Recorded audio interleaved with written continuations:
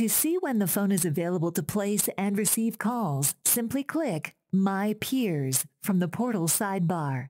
Note that the ping time represents the connection between your phone and our service. Anything below 150 milliseconds is great. After a few minutes, your phone will come online and you can place calls. Once the phone is connected, we refer to it as a peer.